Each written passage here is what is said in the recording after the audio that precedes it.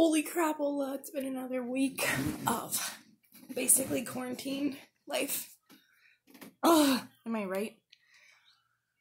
But for real, quarantine has been very weird. And that's just what I'm going to call this whole experience, because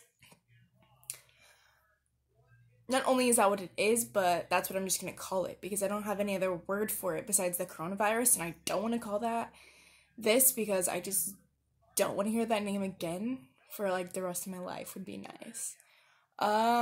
Quarantine is a weird word to hear also, because, well, you know, we're in quarantine and I never thought I would actually have to experience this. I mean, it's weird because you always see this stuff in the movies, you know, like locked down in a room and you can't see anybody or talk to anybody. Nobody can come in. You can't go out. It's a very scary time. Anyways, on this week of the anxiety talk, because that's what I'm focusing on recently, because my anxiety has increased a lot lately, obviously because we are in quarantine, and I'm not seeing as many of my friends anymore from work, and I'm working, but it doesn't feel like work, and I'm coming home and going to sleep because I'm exhausted from working, and I just feel like I haven't spent much time with people. And yeah, so the anxiety talk for this week is basically I'm just going to talk about where I feel like my anxiety started. I've become really self-aware in my life recently, in the past couple, I want to say months. And that's just because I've been reflecting on my life lately, and I'm going to be 25 next year, not this year, but next year. And I think coming up on like a quarter of my life, I'm kind of just like, okay, maybe it's time to get my crap together and figure everything out. So I feel though my anxiety started when I was younger, and to me, I wasn't diagnosed until I was 15, 16. And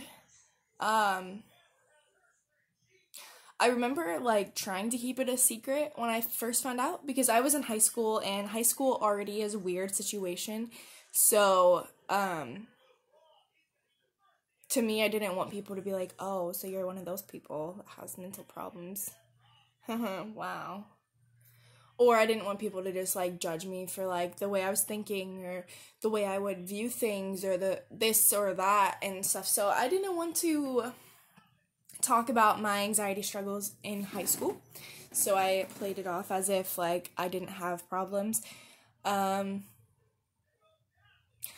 like I said, I was first diagnosed in the beginning of high school, but I believe I've had problems longer than that.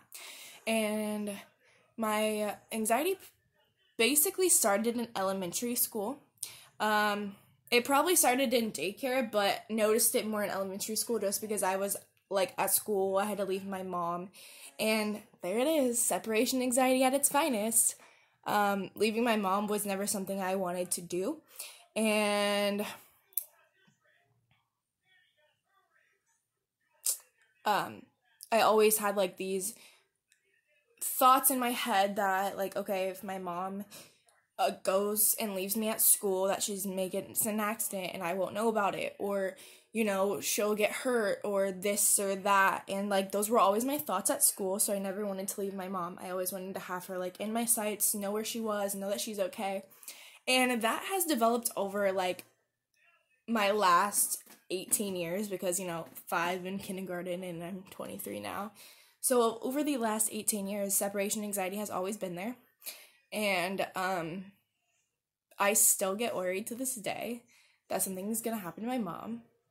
Like, legit, I cry about it sometimes, because my mom's my best friend in the entire world, like, literally above anyone else, my mom is my best friend, and if something happens to her, I'm literally gonna lose my mind. Already more than I already have. I know I've lost my mind now, but it's gonna be worse.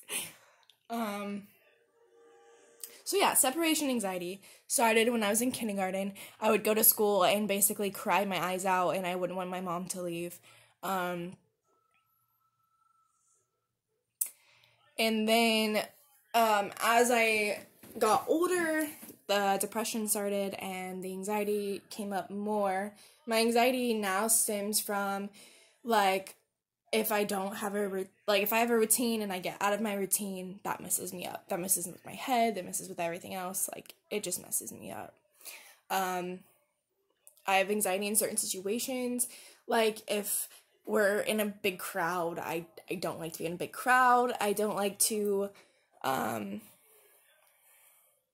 talk to people as much. Like, I like talking to people sometimes, but, like, I'm very weird in person sometimes if I don't know you. So my anxiety, like, will come up in those instances. And again, if something triggers me, the anxiety will appear out of nowhere. And my triggers are different, which I'll talk about triggers in, like, another video, because I'll put, like, a trigger warning at the beginning, just because I don't want to talk about that right now.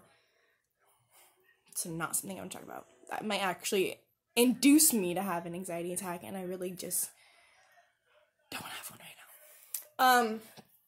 So yeah, so anxiety started when I was little, and I know that, that's, like, a big talk in my therapy sessions, is, like, finding where the anxiety started and kind of determining why it started and how it started. And again, kindergarten, separation anxiety with my parents, it was both of them, but mainly my mom, just because she would be the one taking me to school, and, you know. But once I got into, like, high school and stuff, that's when the anxiety started way more. And I have it now to this day, and it's not fun. I'll talk more about, like, my anxiety, like, daily in another video also, just because I wanted to make this video just about, like, the beginning of my anxiety and being self-aware and knowing when it started. Anyways, I am going to end this video here now because I can't think of anything else to say. And if I do think of something else to say, I'll just add it into the next video. Thank you so much for watching, and I cannot wait to see you in the next video. This tune is out.